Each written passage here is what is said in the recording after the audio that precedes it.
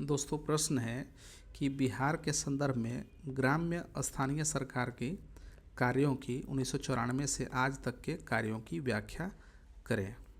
ठीक है, तो इसे हम लोग विस्तार पूर्वक देखते हैं।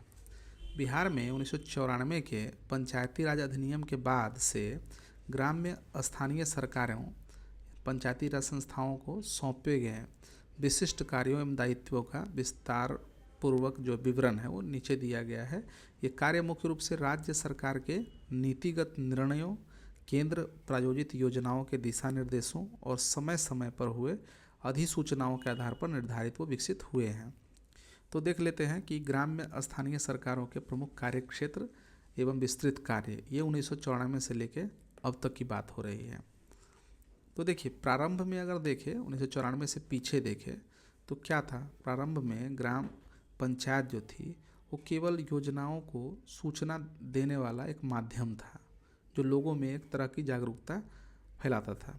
लेकिन जब 94 में जब अधिनियम होगा, जब इसको संवैधानिक दर्जा प्राप्त हो गया 73वां संविधान संशोधन के माध्यम से, तब जा कर के इसमें जो इसके कार्यक्षेत्र में वृद्धि हुई। तो इसे हम लोग देखते हैं। पहला कि ग्रामीण विकास एवं आजीविका, ये इसका प्रमुख काम कार्य में देखें तो ग्रामीण विकास एवं आजीविका। आजीविका में देखें तो मनरेगा का क्रियान्वयन, आजकल बीवी जी राम जी जो है, जो पहले मनरेगा के नाम से जाना जाता था, तो इसका क्रियान्वयन। ग्राम पंचायत मनरेगा की प्राथमिक कार्यान्वयन एजेंसी है। इसके तहत कार्यों की मांग, पंजीकरण, श्रमिक का पंजीकरण, जॉब कार्ड जारी करना, कार्यों का चयन ग्राम सभा द्वारा, कार्यों का अनुमोदन, निगरानी, मजदूरी, भुगतान सुनिश्चित करना और सामाजिक अंकेक्षण कराना शामिल। ये जो है अब तो था ही लिखना होगा, ठीक है, क्योंकि कुछ प्रावधान भी बदल गए हैं। यहाँ पर जो मांग आधारित जो ये योजना थी, अब वह जो है आपूर्ति आधारित योजना बन गई है। तो इसके लिए जो है आप इसे लिख सकते हैं, परीक्षा में अगर पूछा जाए तो आप ज़रूर लिख सकते हैं, लेकिन यहाँ पर थी शब्द का उल्लेख करना होगा, थोड़ा बहुत बीवी जी राम जी का परिचय दे देना होगा। खैर, तो ये ग्रामीण विकास एवं आजीविका में दूसरा देखें तो प्रधानमंत्री आवास योजना ग्रामीण, लाभार्थियों की पहचान करना, चयन करना, सत्यापन करना, निर्माण की प्रगति की निगरानी और लाभ पहुंचाने में प्रमुख भूमिका ये ग्राम पंचायत का ही है। ठीक है, हालांकि प्रारंभ में देखें तो इंदिरा आवास योजना, नाम चेंज होता रहता है, ठीक है, लेकिन जो ये योजनाएं हैं, इसको जो है जो ग्रामीण विकास संबंधी जो योजनाएं हैं उसका क्रियान्वयन करना इस स्तर पर देखें तो ग्राम पंचायत का ही होता है। इसके अलावा देखें तो ग्रामीण आजीविका मिशन, दीनदयाल उपाध्याय ग्रामीण कौशल्या मिशन देखें तो स्वयं सहायता समूहों का गठन, संधान और उसके क्षमता निर्माण में सहयोग। तो ये सभी देखा हम लोगों ने ग्रामीण विकास और आजीविका। दूसरा देखें कृषि एवं संबद्ध क्षेत्रों में देखें तो किसान कल्याण योजनाएं, विभिन्न राज्य सरकारी योजनाएं, जैसे बिहार सरकार के कृषि रोड मैप के तहत के लाभार्थियों की पहचान करना, उसकी सूची तैयार करना।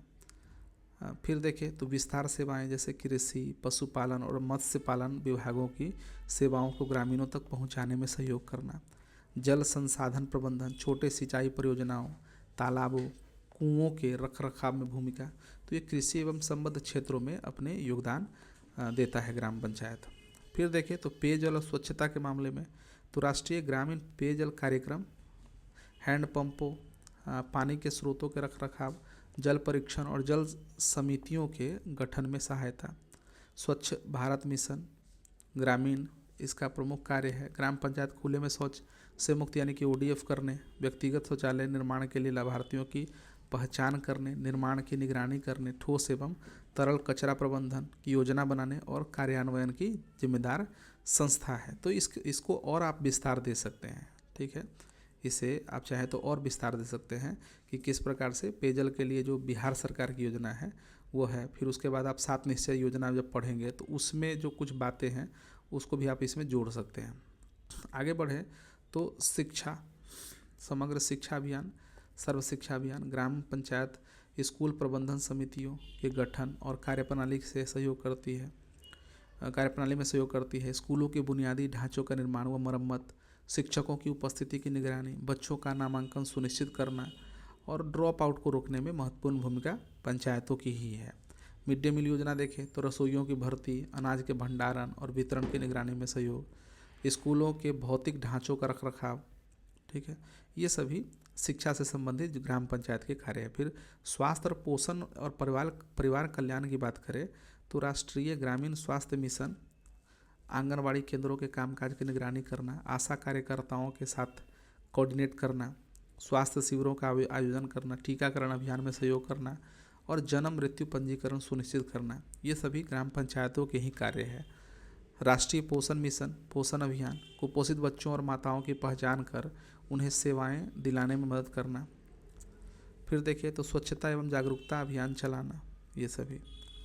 अब और देखिए और कार्यों में तो सामाजिक सुरक्षा पेंशन, विभिन्न प्रकार के पेंशन चलाई जाती है जिसमें वृद्धा पेंशन है, विधवा पेंशन है, दिव्यांग पेंशन है। तो लाभार्थियों की पहचान करना, उसका सत्यापन करना, सिफारिश करना और पेंशन वितरण सूची तैयार करने में महत्वपूर्ण भूमिका इसकी रहती है। बिहार में इसे अक्सर ग्राम सचिवालय के माध्यम से किया जाता है। सातवां देखें तो बुनियादी ढांचा एवं नागरिक सुरक्षा सुविधाएं, प्रधानमंत्री ग्राम सड़क योजना, सड़कों के निर्माण के लिए जमीन अधिग्रहण में सहयोग और निर्माण कार्य की निगरानी करना। 7 निश्चय में हर घर बिजली जो बिहार सरकार की रही, 7 निश्चय 1 में तो घरों के विद्युतीकरण में सहयोग और सूचीकरण। इसके बाद है ग्राम पंचायत भवन, सामुदायिक भवन, श्मशान घाट, चापाकल आदि सार्वजनिक संपत्तियों का निर्माण, रखरखाव और प्रबंधन, गली नालियों का निर्माण और सफाई की व्यवस्था।